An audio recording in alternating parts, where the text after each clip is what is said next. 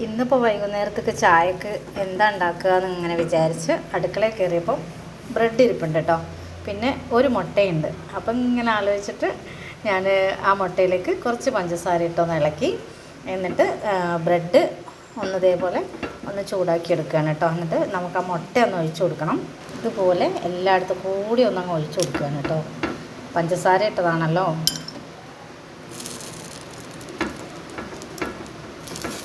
എന്നിട്ട് തിരിച്ചും മറിച്ചുമൊക്കെ ഇട്ടിട്ട്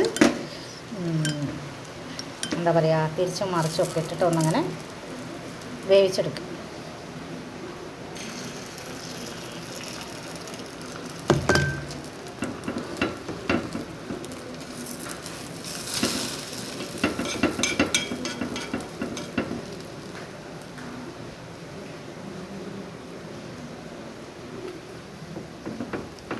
അപ്പോൾ രണ്ട് സൈഡിലും മുട്ടയാക്കി കൊടുത്തിട്ടുണ്ടേ. മധുരമാണല്ലോ, ഇത് മതിയല്ലോ ചായക്ക്. മക്കൾക്കൊക്കെ എന്തായാലും ഉറപ്പായിട്ടും ഇഷ്ടപ്പെടും.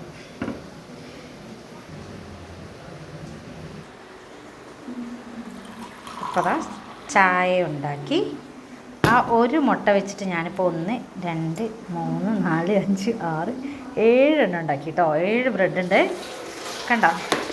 അപ്പോൾ പെട്ടെന്നൊരു ചായക്ക് കടി ഇങ്ങനെ ഉണ്ടാക്കാം. അത് മുട്ട കരിഞ്ഞതാട്ടോ, മുട്ടേൻ്റെ തന്നെ സൈഡാണേ.